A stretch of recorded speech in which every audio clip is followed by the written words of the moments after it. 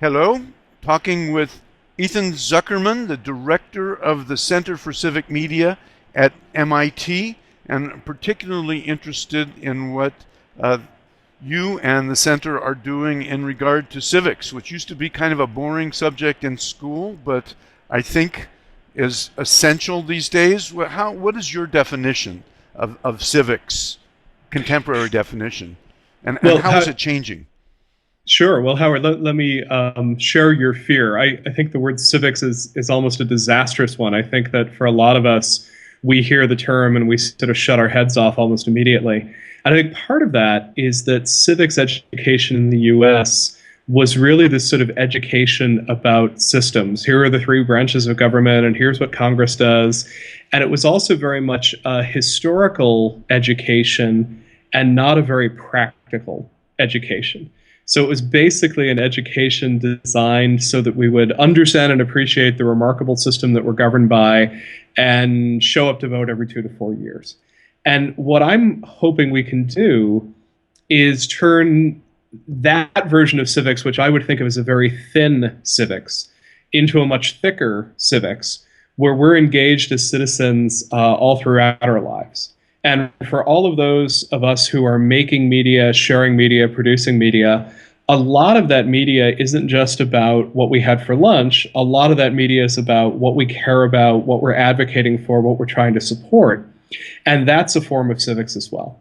So, what I'm really interested in is what's the shift in civics beyond how do you participate in a representative democracy, which for the most part is pretty thin civics, into how do you become a very engaged actor in the everyday process of having a dialogue about what's important, what solutions we should individually and jointly be coming up with, what we should be advocating for, which is a much richer and thicker civics. Well, of course, with the web and what are now called social media, we're seeing a lot of citizen action that we didn't used to see. Uh, Sometimes very, very quickly, sometimes worldwide, sometimes effective, sometimes not effective. Describe your version of the networked public sphere that we see emerging. Right. So if we go back in time, there's a wonderful historical debate in the US between John Dewey and Walter Lippmann about how the press serves as a public sphere. And Lippmann is basically worried that the press is there to provide the basic information to the public that makes these very emotional decisions about what they should support or not. And he's really sort of worried about the ability to manipulate and the tyranny of the majority. John Dewey looks at this and says, we're all part of this debate. We're all part of this dialogue. We're all part of this public sphere. Everything we do, everything we say is part of it. Now, you might think of Lippmann as sort of the cynical realist in this. You might think of Dewey as the hopeful optimist in this. But the internet really starts swinging things in Dewey's favor, which is to say that it's much easier for all of us to put forward a point of view, to argue with another point of view, once we end up in a participatory content culture. And so when we talk about the network public sphere, we're sort of talking about a public sphere that's no longer about print journalism, broadcast media exclusively, where there are some very powerful gatekeepers preventing voices from getting in there. There's now a much broader ability to participate. Now, this doesn't free us from what Lippmann was worried about. There's certainly lots of folks all throughout the political spectrum, including sort of social media advocates, who are playing with very simple narratives, are playing with manipulating emotion, even within the social media sphere.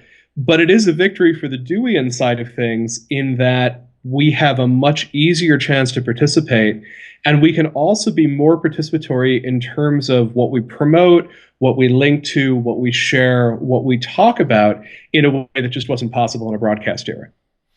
You know, I use the Lippmann-Dewey debate in my classes and often ask my students to divide in half and argue each side, and then flip and argue the other side. And you know, to very crudely paraphrase, one of the things that Lippmann was worried about is that the ignorant are easily misled, and the American public are ignorant. And Dewey's reply was, well, we need better education, we need better journalism. What lessons do you think we can and should and are teaching young people about civics now that they can have a voice and they can organize and coordinate? I'm not sure that we're necessarily teaching civics all that well. And in many cases, I think the people who are teaching us civics or teaching us this new civics are activists who are trying to figure out how to use these tools in different and effective ways. So I find myself looking at something like Invisible Children, Coney 2012, this incredibly viral campaign that reached a very, very large audience, but also ended up alienating a lot of people, creating an enormous amount of controversy, getting a lot of critique for not being representative. And I think as we start sort of unpacking examples like that, we can bring sort of Lippmann and Dewey back into the frame. We can sort of say, well, on the one hand, it's great that this NGO has done all this work in movement building, or working on an issue that isn't in the mainstream of contemporary politics, are working really, really hard to sort of call attention to something that they're very passionate about. And that to me strikes me as very Deweyan. The flip side is that they did it by creating this incredibly slick, oversimplified video designed to go straight to your heartstrings and essentially said, we're going to make you less ignorant, and then sort of proceeded to make you ignorant in a whole different way about that situation, which is very much consistent with Lippmann's view on this. So in many ways, I'm actually trying to get back to a much earlier thinker in all of this. The guy that I'm reading at the moment is Isocrates, who was one of the great rhetors of Athens. And he was basically in a competition with Plato. Plato had one rival school of philosophy. He had the other school of philosophy. And what Plato basically said was, the goal is to get beyond all the illusions. It's to get to the deep truth. It's the whole narrative of the cave and seeing beyond the shadows on the wall and seeing the absolute reality. And Plato has this very elitist view of this. He basically says the very few philosophers who can find their way to the truth, they should be the ones to rule us. So Isocrates comes to this from an entirely different point of view. And he basically says, my goal is to train you for civic life. And civic life in Athens at this point means being able to give a speech, being able to argue, being able to persuade, being able to engage in this sort of thrust and parry of civic life. It isn't just pretty words, it isn't just winning a legal case, but it's trying to figure out how to be that sort of thick, involved, engaged citizen. And what Isocrates really does is basically says there's a lot of techniques for this, and I can start teaching you those individual techniques, and to be a full citizen, you need to understand those techniques. I think that model works brilliantly for a digital age, where we sort of say that it's not enough to be an informed citizen, it's not enough to vote. You need to figure out how to make these arguments in a digital public sphere. You need to figure out how to advocate. That might mean figuring out how to put out viral videos. It might be figuring out how to influence people on Twitter or on Facebook. And it's very easy to look at that as sophistry, which is, of course, what Plato was accusing Isocrates of, just trying to figure out how to use the pretty words and just how to persuade. But there's a sense in which that really deep engagement is the real challenge to us as citizens, not just to engage in the persuasive words, but to engage in the real debate, in the real participatory public sphere. So that's what I'm interested in sort of trying to figure out. How would we learn, first of all, from practitioners, and then how would we teach people to do that? It sounds like these are probably themes that you take up in your forthcoming book. Is that part of it? Well, so weirdly enough, no. So my forthcoming book is sort of what I've been working on the last couple of years, and it's all about this question of whether the internet makes us better global citizens. And it basically goes after this idea that many of us, you and I included, really hoped that the internet would lead to a wave of international connection. And it's proved that it's just much harder than that. We don't naturally pay attention to people in China just because we share a network. And so that book, which is called Rewire, Rethinking Cosmopolitanism in the Age of Connection, is all about questions of how we would rewire the net to get international connection. This set of ideas around sort of Greek rhetoric and the new civics is sort of what I'm hoping to work on for the next few years and figure out ways in which smart people who are using the internet to advocate, are using the internet for change, are helping redefine how we think about civic life.